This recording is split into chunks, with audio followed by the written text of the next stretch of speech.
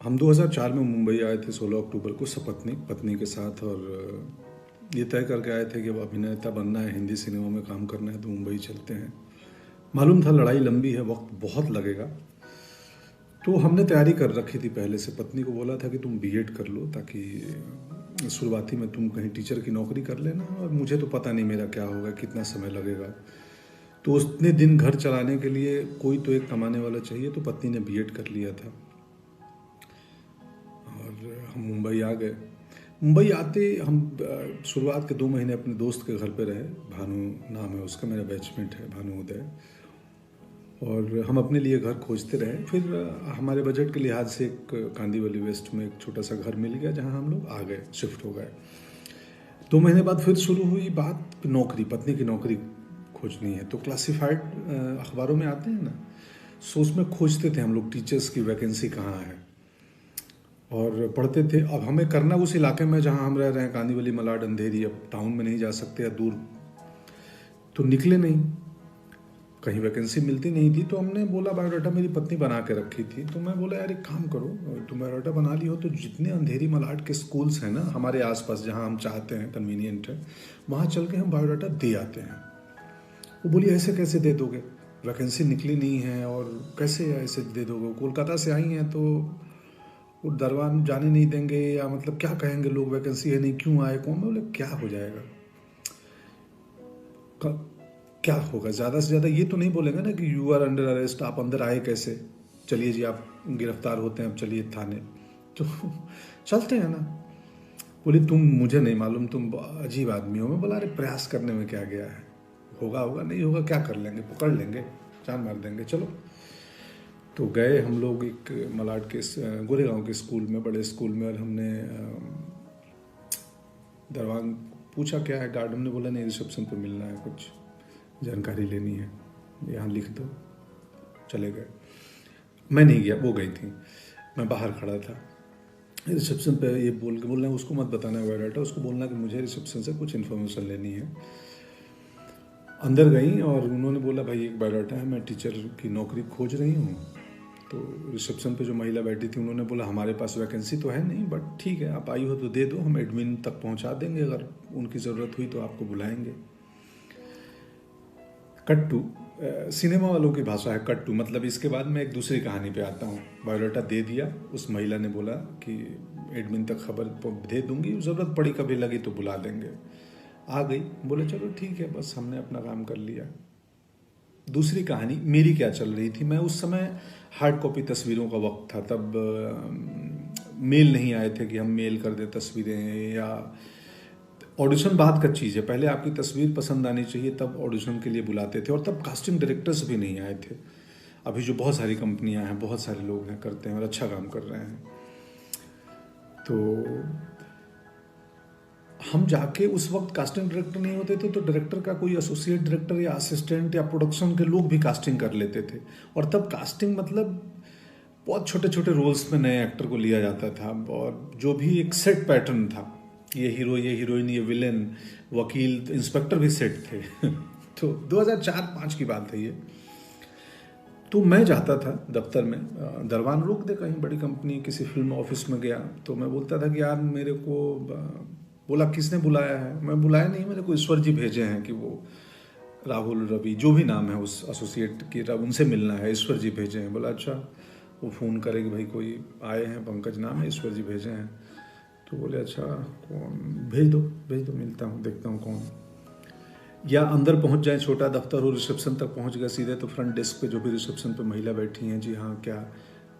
मैं बोला वो एसोसिएट डायरेक्टर से मिलना है। तो किसने भेजा है आपको, कैसे आए हो, क्या है रेफरेंस। तो मैं तो बोलता था वैसे ही आया हूँ, लिफ्ट से आया हूँ अभी बस ऊपर। नहीं, यहाँ भेजा किसने है। मैं मतलब वो ईश्वर जी भेजे हैं बोल के उनसे। ईश्वर जी, बोले हाँ आप बता दो ना उनको, वो जानते हैं। तो ईश्वर जी भेजे हैं, कोई पंकज आया है कास्टिंग वाले। चलो आता। तो या तो कास्टिंग वाले निकल के आए या मुझे अंदर तक भेज दी जाए। मेरे पास कास्टिंग वाले आए, बोले हाँ जी बोलिए बताइए आप। तो मैं बोला जी मैं एक्टर हूँ और ये मेरी तस्वीर है, मुझे पता चला आप कास्टिंग कर रहे हो।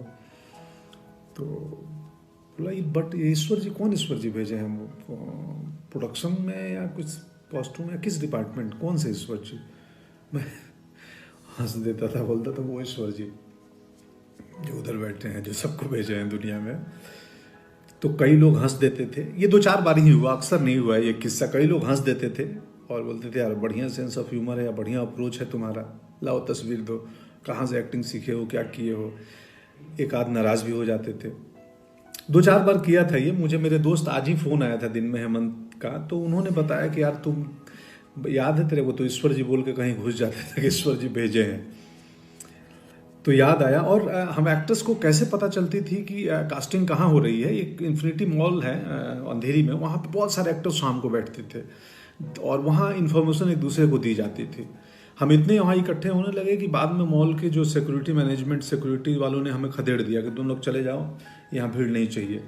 उसमें पूरे हिंदुस्तान के गांव खेड़े से, छोटी जगहों से आए हुए हमारी तरह एक्ट्रेस थे, बहुत सारे बहुत सारे। बाद में सुजान सिंह चौक बन गया, वो भी एक एक्टर हैं सुजान जी।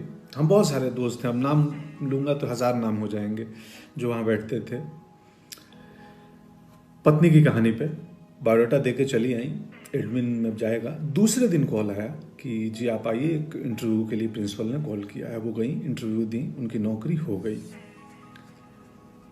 पढ़ाने लगी, हमारा दुकान चल गया और मैं ईश्वर के बहाने से दफ्तर दफ्तर घूमते रहा। मेरे ईश्वर काम नहीं आ रहे थे, कास्टिंग नहीं हो रही थी।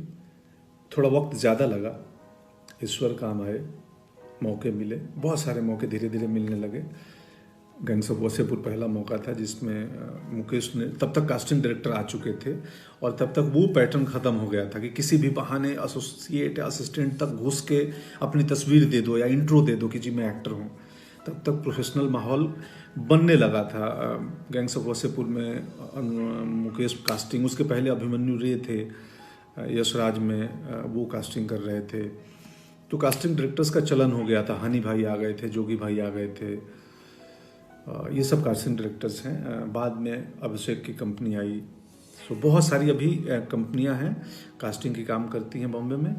सो पत्नी की नौकरी लग गई और मेरे ईश्वर कुछ सालों बाद काम आए और जब प्रोफेशनल हुआ माहौल तो हमें काम मिलने लगे। और बाद के दिनों में अब तो इतने ज़्यादा काम मिलने लगे कि घर पे किसी एक को रहना ज़रूरी है, मेरे और पत्नी में से। तो पत्नी को स्कूल की नौकरी कुछ साल पहले छोड़नी पड़ी और अब वो घर चलाती हैं, मुझे मैनेज करती हैं, हमारे बाकी बिजनेस को मैनेज करती हैं। ये है किस्सा। कुल जमा बात इतनी है कि प्रयास नहीं छोड़ना चाहिए। हम किसान परिवार से आए हैं। किसान एक बीज डालता है ज़मीन में और डालने के बाद उसको मिट्टी से ढक देता है। उसको मालूम है कि इसमें वक्त लगेगा। मेरा काम है फेवरेबल कंडीशन देना, इसको वक्त पे पानी देना, वक्त पे धूप देना, खाद देना, आसपास घास आ गए, कचरा आ गया, सफाई करना। ये एक दिन पौधा बनेगा और फिर फलाएंगे। इसमें धीरज बहुत बड़ी चीज़ होती है। आप जिंदगी में जो काम करना चाहते हो, कोई भी काम छोटा नहीं है, कुछ भी, मतलब आप किसानी में भी कमाल कर सकते हैं, आप कहीं पे भी कर सकते हैं। खैर, शुक्रिया, आज का किस्सा इतना ही। Thank you so much.